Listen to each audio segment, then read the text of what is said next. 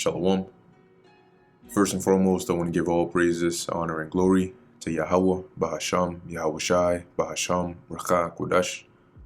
Double honors to the elders and the apostles of Great Millstone, and peace and blessings to the elect.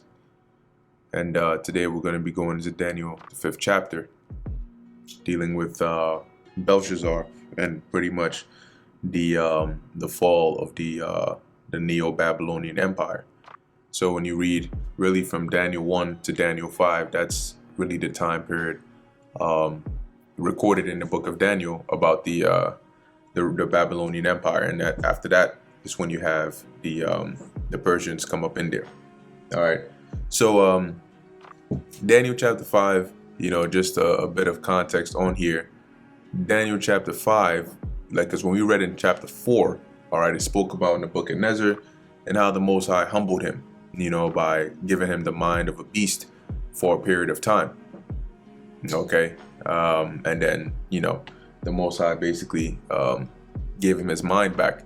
Okay, but between Daniel 4 and Daniel 5, a lot has transpired. Okay, a lot of different kings have come in, to rule and died and gone and so on and so forth.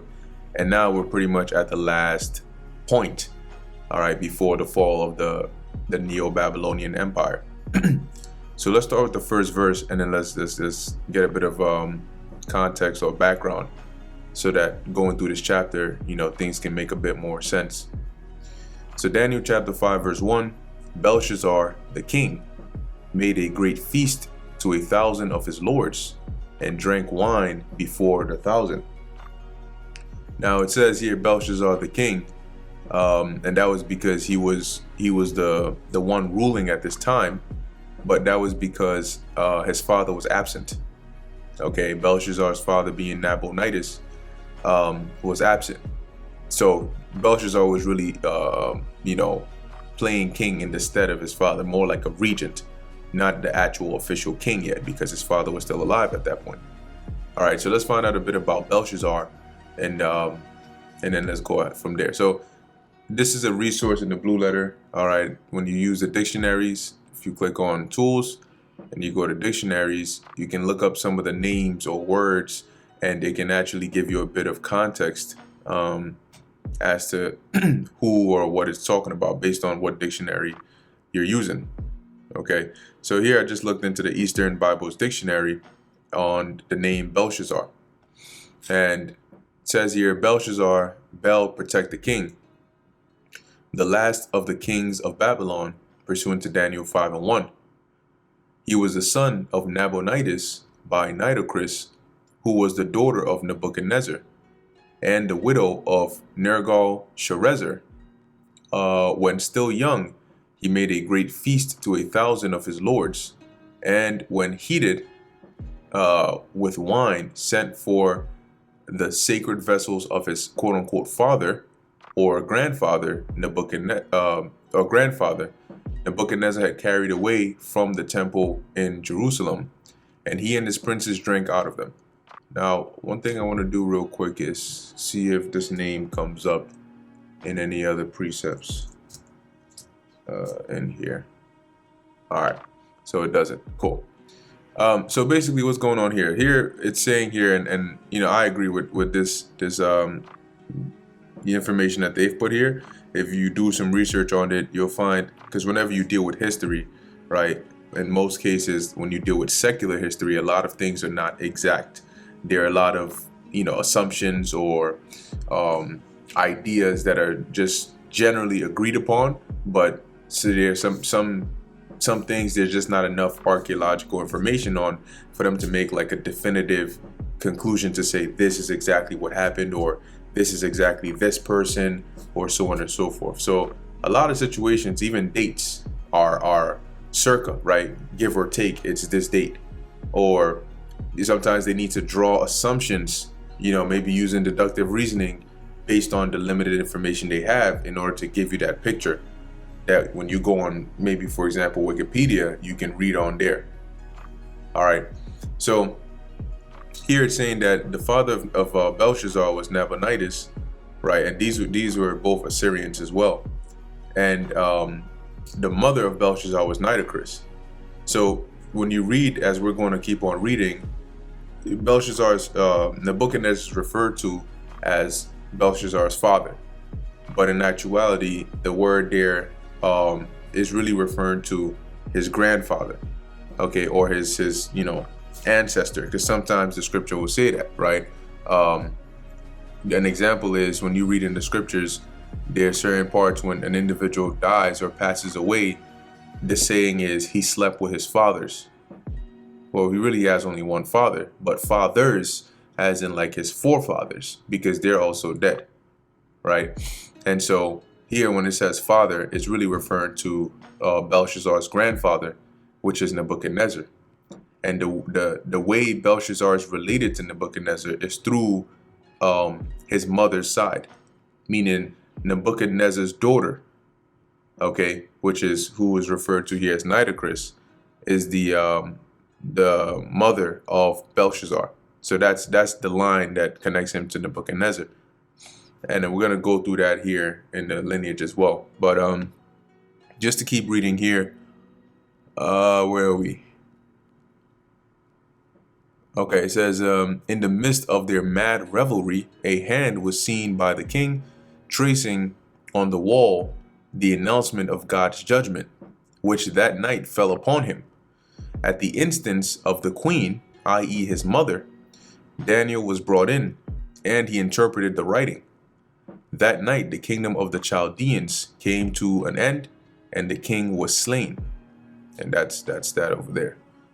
What do we have for Nergal-Sharezer? Do they have anything interesting? It's interesting that they have him on here because in that word search we didn't pop up.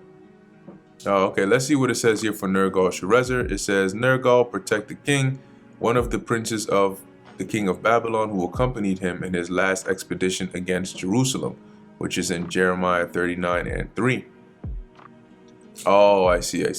So it's all together. It's not even spaced out. Nergal-Sharezer. Let's look that up again. Nergal-Sharezer. Perfect. There we are. So Nebuzaradan, the captain of the king's guard, sent and Cyrus. All right, so let's keep reading. Let's get some more context on here. Another one of the princes who bore the title Rabmag. He is one of those who were sent to release Jeremiah from prison by the captain of the guard. He was a Babylonian grandee of high rank. From profane history and inscriptions, we are led to conclude that he was the Neriglissar who murdered evil Merodach, the son of Nebuchadnezzar, and succeeded him on the throne of Babylon, and so on and so forth. All right, so this is pretty good. We're not going to read all the way throughout. This is pretty good for now. And yeah, this is all pretty good for now. So when we come back here to Daniel chapter 5, verse 1, some context here is that in Daniel 4, we were dealing with Nebuchadnezzar, okay? And if we click on here, if you just look up Nebuchadnezzar II, when you actually go on this side, you can see his reign, his predecessors, and his successors. So after Nebuchadnezzar died, his son, Amel-Marduk, okay, is the one that basically comes up into power, and he rules. In the scriptures, he's referred to as evil Merodach, right? That's what he's referred to in the Bible. But here in secular history, they have his name here as Amel-Marduk, which probably is the same thing. Amel is probably like another way of saying evil, and who knows. Or here it says here, man of Marduk, in the Babylonian cuneiform. Now, this individual, Amel-Marduk, is actually referred to in the scriptures, and he is, because when you follow the line of the kings of Judah, getting to the ending of the kingdom of Judah before we were taken captive into Babylon, all right, taken down by the Babylonians. Remember that Yahushua, the Messiah, came from the line, right, of David. So that means that throughout the different captivities that we were in, the lineage of King David had to be preserved in order for the Messiah to eventually come through the loins of David in his generation. So we know that King Josiah was one of those kings. He was from the line of David. Okay, and one of his sons, Jehoiakim, all right, I believe that was Jehoiakim, who was a wicked individual who was also set up as king over there. That would make him of the line of David as well. Okay, now Jehoiakim had a son, Jehoiakim, who Nebuchadnezzar had taken captive to Babylon. All right, and it was this individual, Amel Marduk, or Evil Merodach, that basically showed favor to Jehoiakim while he was in Babylon. Okay, and that's here in Jeremiah, the 52nd chapter. Jeremiah 52 also gives some good context as to the ending of the, how the Babylonians took down Jerusalem, and, it gives some historical context in there, right? But let's read this. This is Jeremiah 52 and 30. In the 23rd year of Nebuchadrezzar, this is just how it's spelled here, but it's talking about Nebuchadnezzar. Nebuzaradan, the captain of the guard, carried away the captives of the Jews, 745 persons. All the persons were 4,600.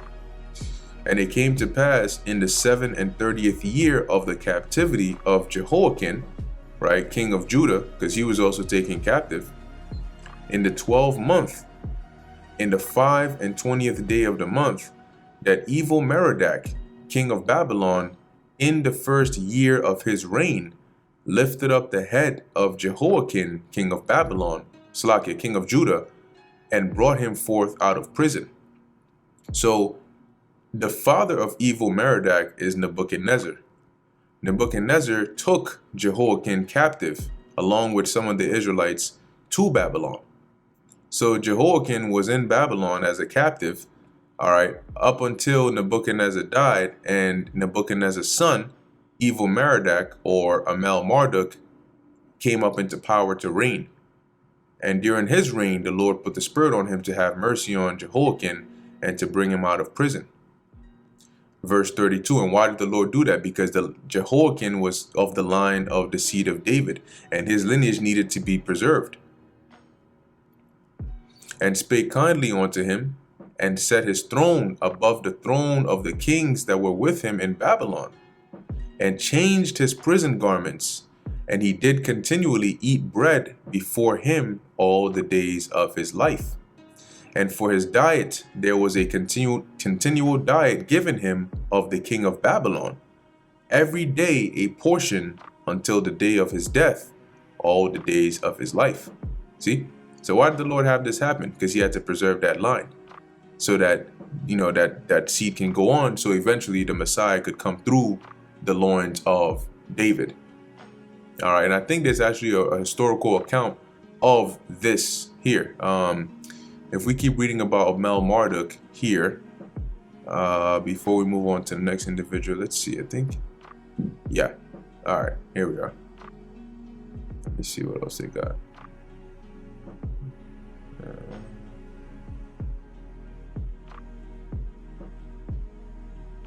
Let me come down here. Okay, it says here, it says the Bible states that Amel Marduk freed Jeconiah, which is another name for Jehoiakim, king of Judah, after 37 years of imprisonment in Babylon. The only concrete political act attributed to Amel Marduk is an extant source, though such acts of clemency are known from ascension ceremonies, and in this case may have been connected to the celebration of the Babylonian New Year's festival. There's an account here. I want to see if I can find it.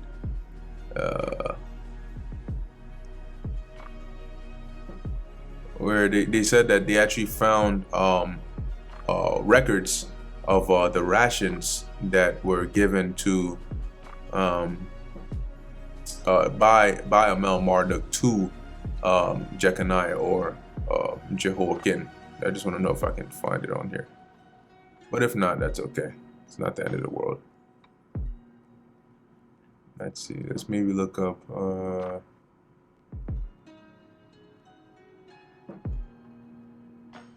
Bear with me 1 second. It's a lot of information in here, so.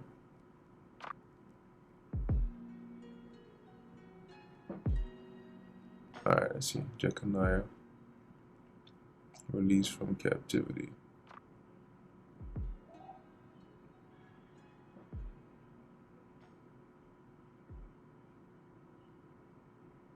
All right, let's see what it says here. It says, the 37th year of captivity was thus by Judean reckoning the year that began in Tishri of 562, consistent with the synchronism of the ascension year of Amel Marduk given in Babylonian records.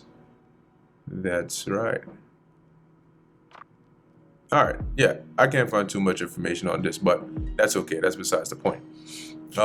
So we had Nebuchadnezzar that reigned, right? His son Amel Marduk reigned after him, and after Amel Marduk came Neriglissar.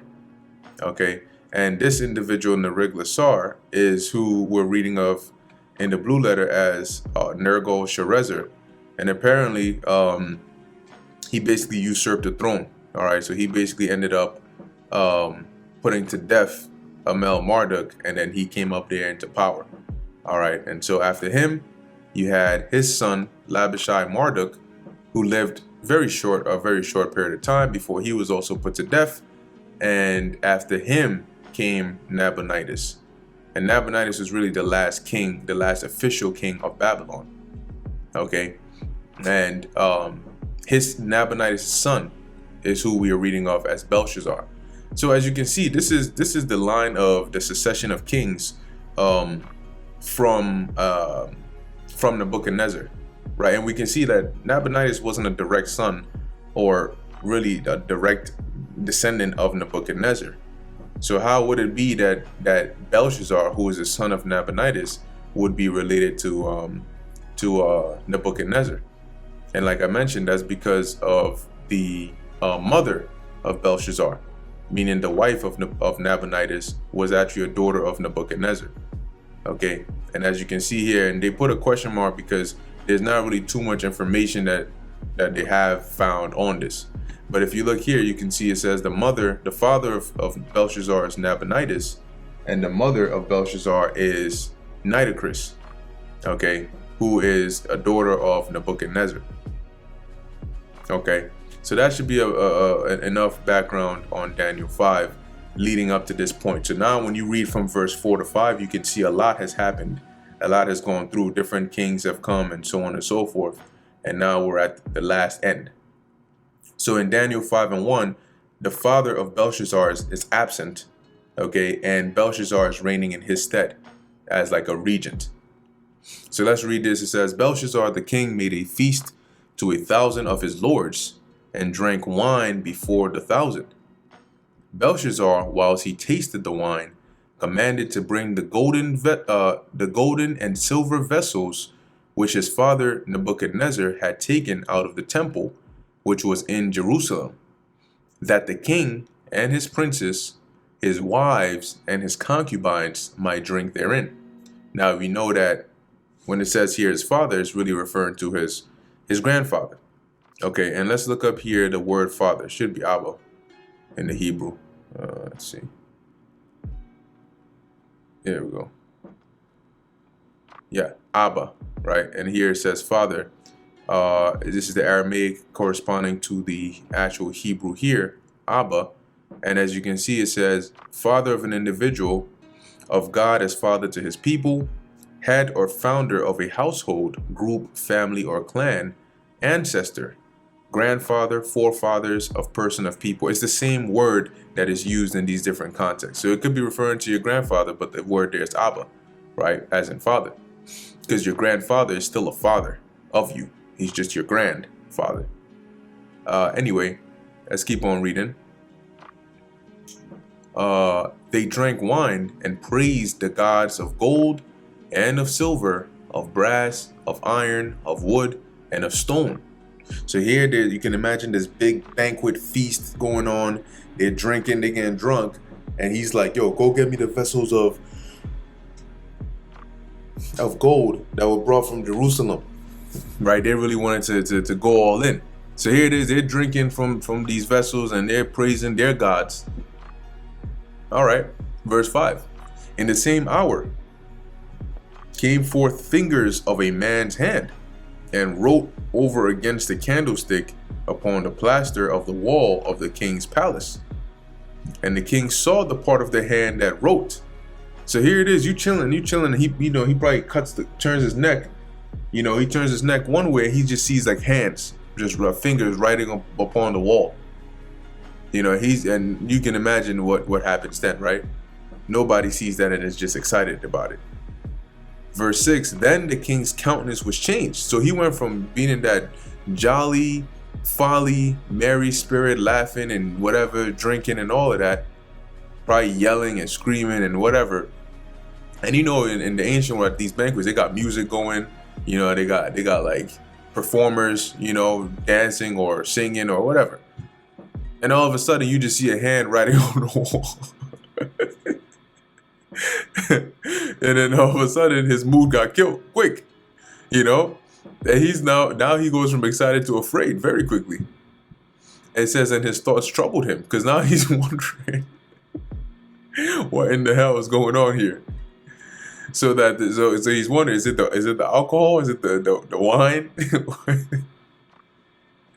Or is he just bugging out? So that the joints of his loins were loosed, and his knees smote one against another. Now, when you look this up here, if the joints of your loins get loosed, you're pretty much, next to crapping yourself. Okay. When you look at some other translations, the New King James Version says that the joints of his hips were loosened. His knees knocked together in fear, and his legs and his legs gave way beneath him. Yeah, that's what you get. So next time you're gonna think twice before trying to drink out of the vessels of the Lord and praise other gods. He was so frightened that his legs became weak and his knees were knocking. His thoughts alarmed him, his limbs gave way, and his knees knocked together. And his thoughts so terrified him that he soiled himself and his knees knocked together. Yeah, and that's why when people when people are afraid, sometimes they'll do that. They'll soil themselves. Okay. Especially if you look at like pigs. If you ever go to a farm or whatever, and maybe they're like getting ready to go and, slaughter a pig, when the pig knows. So when the because maybe that pig has seen the farmer come in there and take one of them other pigs out, and the pig never came back, and they just heard like squealing. So when this pig comes, when the farmer steps in there, them pigs are running left, right, and they're all trying to stay together, bunched up, trying to hide each other. So when a pig senses that the farmer is singling him out and they coming for him, he knows his time is up. He's going to be turned into, some ham or some shit. So they get instantly afraid, and you'll see he'll start to shit. They'll start to like defecate a lot, because of that fear that them joints get loosed. Okay. I think there was even a South Park episode about that. But anyway, so he gets very afraid. Verse 7, the king cried aloud to bring in the astrologers, the Chaldeans, and the soothsayers. And the king spake and said to the wise men. So all of a sudden, all that music, everything stops. Now there's a serious matter. Now everybody's going, oh, what's going on? Oh shit, what? Oh shit, what's going on with the king? Oh, he said, get the wise men to challenge shit. What's up? Everybody's now concerned. What's happening? And the king spake and said to the wise men of Babylon, whosoever shall read this writing and shew me the interpretation thereof shall be clothed with scarlet and have a chain of gold about his neck, and shall be the third ruler in the kingdom. Now, number one, this scarlet here, all right, I think this is like a purplish red when it talks about scarlet, because you might be wondering what is so special about scarlet that he is offering this as though it's a high reward. But when you look into this, let's see, it says purple, red purple. Now this goes back to a certain dye. Okay, I think it's referred to as a Tyrian purple, and it's a certain dye, and we're actually going to look it up here. Let's see, Tyrian purple dye. Yeah, there we go. And it was a very, very like expensive and difficult to gain dye that they would use to then make garments. Okay, so it says Tyrian purple, also known as royal purple, imperial purple, or imperial dye, is a reddish purple natural dye. Now, the reason it was known as a royal purple or an imperial purple is because it's very, very expensive. So typically, it would only make sense that the royalty are the ones that would be able to be seen wearing this high level garment, okay, or seen with this dye. The name Tyrian refers to Tyre, Lebanon. It is secreted by several species of predatory sea snails in the family Muricidae, rock snails originally known by the name murex. In ancient times, extracting this dye involved tens of thousands of snails and substantial labor. And as a result, the dye was highly valued. Okay, so when he said that the person would be clothed with a scarlet, that was a very valuable garment or clothing that they would give whoever it is that would be able to do this. Okay, so it says here, he will be clothed with scarlet and have a chain of gold about his neck, and shall be the third ruler in the kingdom. Now, the reason he said that is because, remember, at this point in time, who is the number one ruler? The first ruler is Nabonidus. He is the official king, the last king of Babylon.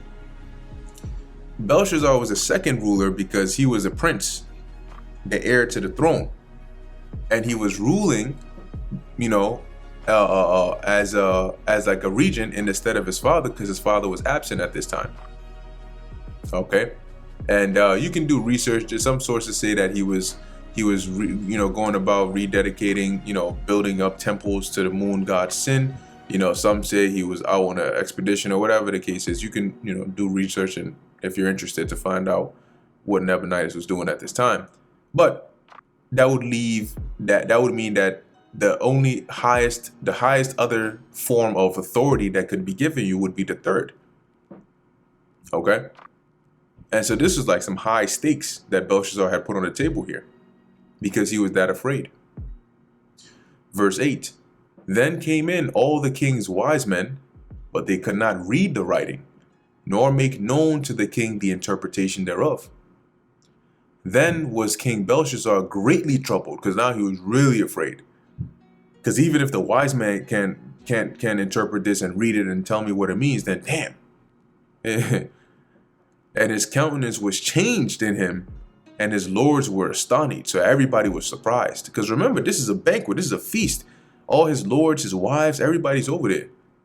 And now the mood just changed quick. It went from partying to now an eerie, scary, mood. Verse 10. Now the queen, by reason of the words of the king and his lords, came into the banquet house. Now remember, when it says here the king, it's talking about Belshazzar, but he's really not the official king. He's really the prince. Okay. And in that case, the queen here is referring to his mother. And you can even tell based on the way, this next few verses are worded, you can tell that the way it refers to the queen, it doesn't even sound as though that is his wife, because it mentioned in the first verse that he had his wives there at the banquet. Okay.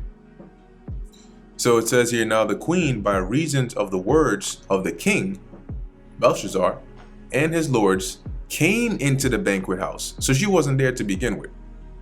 And the queen spake and said, and it wouldn't make sense for this to be a wife of Belshazzar, because officially, right, if she is the queen and officially he is not the king, and officially the king is Nabonidus, then it would make sense, right? The queen would be his mother. But it says here, and the queen spake and said, O king, live forever. Let not thy thoughts trouble thee, nor let thy countenance be changed. There is a man in thy kingdom, in whom is the spirit of the holy gods.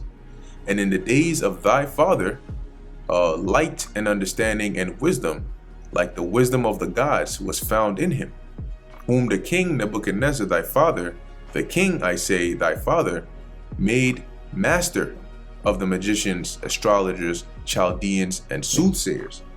So she's basically sounded like she's giving him a history lesson, like just giving him that account. Although he I'm sure he heard of it, okay, giving him that account, and it sounds like she was there, right? For as much as an excellent spirit and knowledge and understanding, interpreting of dreams and shewing of hard sentences, and dissolving of doubts were found in the same Daniel, whom the king named Belteshazzar. Now let Daniel be called, and he will shew thee the interpretation. Now you can imagine that Daniel at this point is no longer like a young man, right? Because he was a young man at the time of, let's go back and look at Nebuchadnezzar II. So Daniel was a young man at the time when he was taken captive. He was like, young, maybe even a boy. At the time when he was taken captive to Babylon. And we can date that somewhere around, let's see, where does it say destruction of Jerusalem?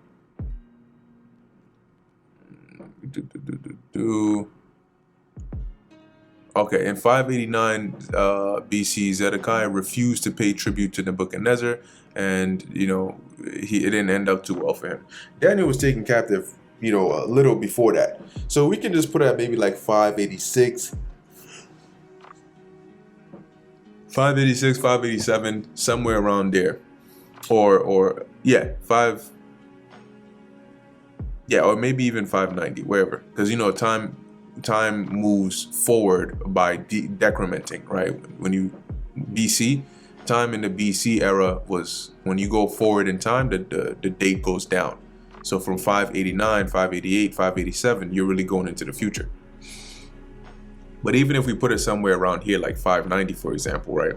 From 590 all the way to about 539, give or take, which is about the time of Belshazzar, right? If we go down, and we look here, and we get all the way down to where's Belshazzar? Belshazzar. They placed Belshazzar here. This is when he died. It says he died here 539 BC. Now, that's what we're reading of in Daniel the 5th chapter. That's around the same time that happens. So all the way from like 590 to like 539, or maybe even if you round it up to 540, that's like a good 50 years, just like roughly. So yeah, let's keep going. And we know Daniel lives a little longer than that as well. But anyway, at this point, Daniel is called, all right, verse 13. Then was Daniel brought in before the king. And the king spake and said unto Daniel, Art thou that Daniel, which art of the children of the captivity of Judah, whom the king my father brought out of Jewry? I have even heard of thee, that the spirit of the gods is in thee, and that light and understanding and excellent wisdom is found in thee. And now the wise men, the astrologers, have been brought in before me, that they should read this writing, and make known unto me the interpretation thereof, but they could not show me the interpretation of the thing. And I have heard of thee, that thou canst make interpretations, and dissolve doubts. Now if thou canst read the writing, and make known to me the interpretation thereof, thou shalt be clothed with scarlet, and have a chain of gold about thy neck, and thou shalt be the third ruler in the kingdom. Please, read the joint and tell me what it means. Because right now, I'm bugging out. Verse 17. Then Daniel answered and said before the king, Let thy gifts be to thyself, and give thy rewards to another. Yet I will read the writing unto the king, and make known to him the interpretation. O thou king, the Most High God gave Nebuchadnezzar, thy father, a kingdom, and majesty, and glory, and honor.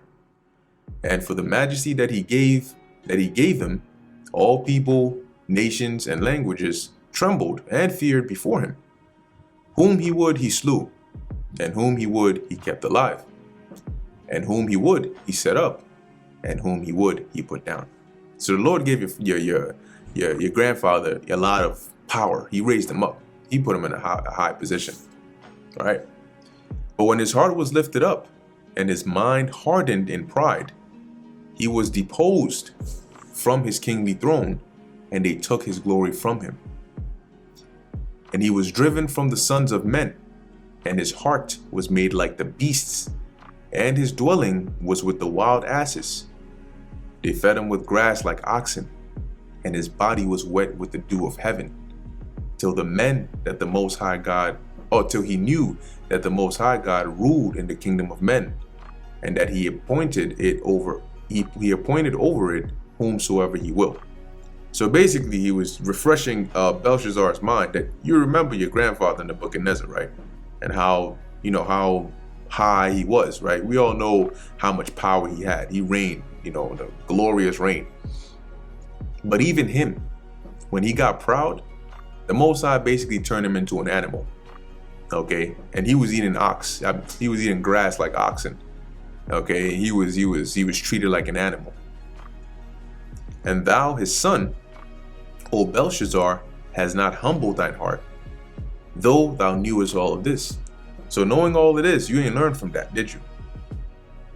Verse 23, but hast lifted up thyself against the Lord of heaven, and they have brought the vessels of his house before thee, and thou and thy lords, thy wives and thy concubines have drunk wine in them. And thou hast praised the gods of silver and gold, of brass, iron, wood, and stone, which see not, nor hear, nor know. And the God in whose hand thy breath is, and whose are all thy ways, thou hast not glorified.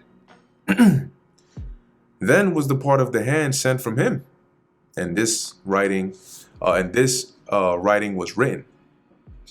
And this is the writing that was written. Mene, mene, tekel, upharsin. This is the interpretation of the thing. Mene, God hath numbered thy kingdom and finished it.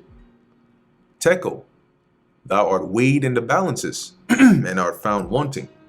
So pretty much, mene, your time is up. Okay? The allotted time for your kingdom to reign, for you to rule, that's up. Tekel, you were weighed in the balance, you were found wanting, meaning you're lacking. You're undisciplined, you're lacking. All right. Peres, thy kingdom is divided and given to the Medes and the Persians. And guess what? At this point in time, this was Daniel was witnessing pretty much what the first half of the vision that Nebuchadnezzar had about the statue, because what was getting ready to happen right here, that Peres was the head of gold transitioning now into that upper body. I believe it was of silver. Okay, let's see, what's that? Daniel, the 2nd chapter. Go down to the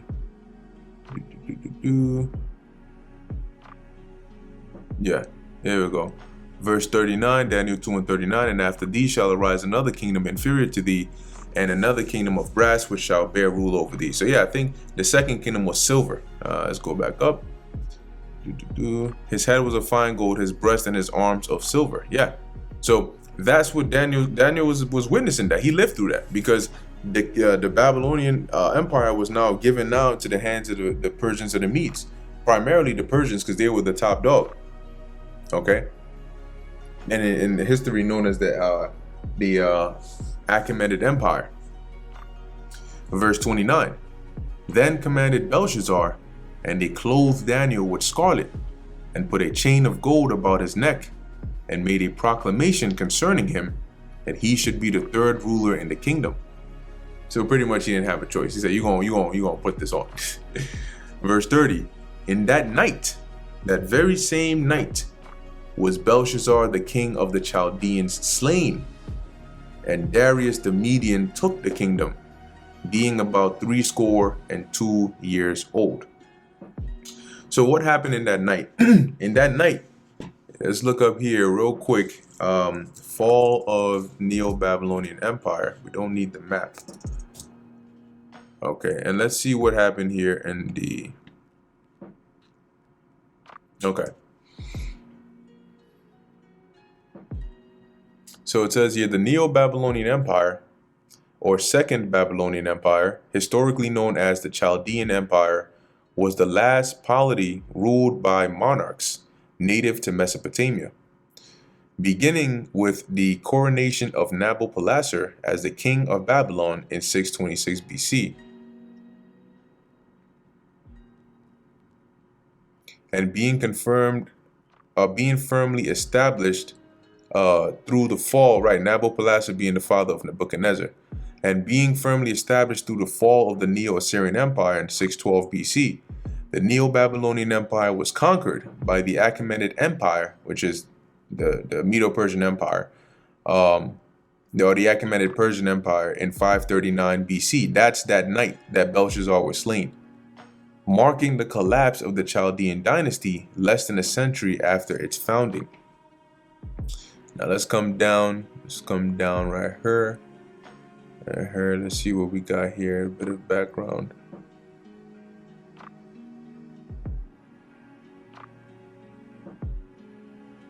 Okay. All right. Let's actually look up where's Belshazzar. Let's look up his death. See what we find on that. Where are you? Fate. Yeah, here we are. So it says here, regardless of any potential animosity between Nabonidus and Belshazzar, Belshazzar retained the status of crown prince and intended successor, as a handful of documents still reference the son of the king.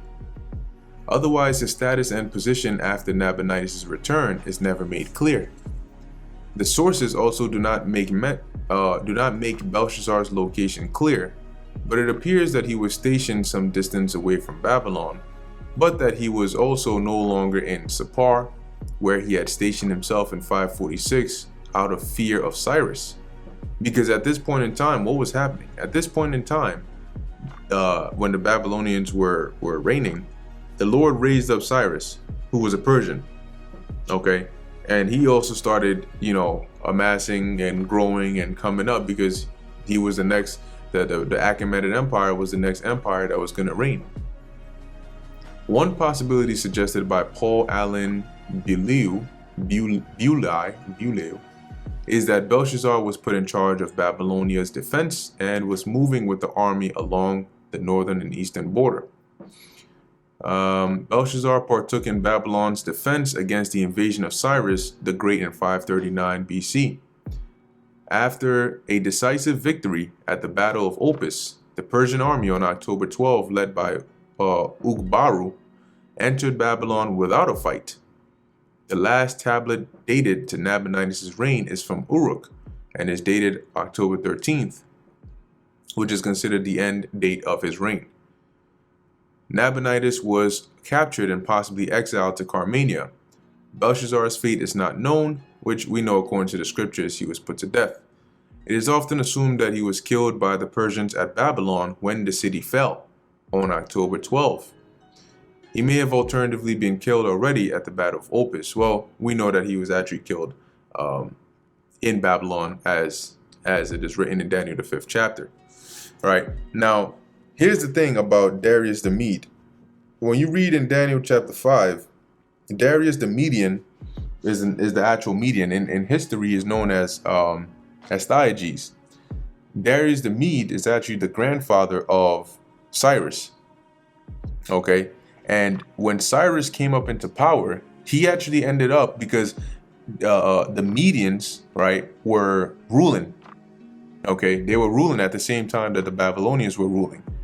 So when Cyrus came up into power, he ended up taking over the Median kingdom and then subjecting the Medes under the Persians because he was a Persian. But the thing is, Cyrus's grandfather was Darius the Mede through his mother's side. Okay, so Darius the Mede, or Astyages, had a daughter. I believe her name was Mandane, and she had a son, okay, which is Cyrus. She had a son with a Persian king, Cambyses the First, and that's how you have Cyrus. Okay, and he comes up, and when he took over the kingdom of the Medes, he took them down, basically defeated his grandfather. He didn't put his grandfather to death. Okay, he had mercy on him when you read in the secular history. So ultimately, when the Persians took over they took over Babylon, what Cyrus ended up doing was he ended up giving that province of Babylon to Darius to basically govern or to rule. All right, so that's why it says here that Darius the Median took the kingdom, being about 62 years old, which is 62 years old. So he was already, pretty aged at this point. Now, when you go into the word took in the here you can see it says here quabal, right? And it says to receive, right? That's the definition right here, to receive. When you go into the Hebrew, to take is laquach. That's to take. Okay. Here you have quabal, which is to receive. Let's see what it says here in the Strong's. Yeah, see? And in the Hebrew as well, is once again quabal. It says to take, receive. Okay, to accept, to assume, basically to receive one to the other. All right. So Darius was given jurisdiction over the province of Babylon, and that was like a form of mercy that Cyrus showed him. And when you actually go into the Apocrypha, was it Bel and the Dragon? Let's see, Bel and the Dragon. Yeah, so Bel and the Dragon, chapter 1, verse 1, it says, and King Astyages, which is Darius the Mede, was gathered to his fathers, meaning he died. And Cyrus of Persia received his kingdom. And where was Astyages or Darius the Median ruling? He was ruling in Babylon. So basically Cyrus gave him that, say you can reign over there. And then eventually, because he was already up in age, when he ended up dying, then Cyrus basically said, all right, probably either he went over there and continued maybe ruling from that area, or probably set somebody else up over there. Because remember, when you're a king, right, you can look up let's see, did it have any maps? Let's look up Neo-Babylonian Empire again. If you take a look at this, this is a large region that you're ruling over, right? So the king that's ruling over this region, obviously he's not residing in every part of this. There's a specific location where they have it as the capital, where this person is going to reign from. So some kings will reign from here. Some will say, no, I don't want to reign from here. I'm going to have a palace over here and I'll reign from here. All right. And so that, that could have been the case, right? Cyrus is like, all right, you know what? Now, and Darius is just gone, I'm going to go and reign from Babylon, or whatever the case is. All right. But that's pretty much Daniel, the 5th chapter. In summary, it just talks about Belshazzar and the judgment the Lord brought to pretty much end the kingdom of the Neo-Babylonian Empire. All right, and that ends in Daniel chapter 5. So with that, Lord willing, this is edifying to the elect. In closing, I want to give all praises, honor, and glory to Yahweh, Bahasham, Yahweh Shai, Bahasham, Racha Kodash. And until next time, Shalom.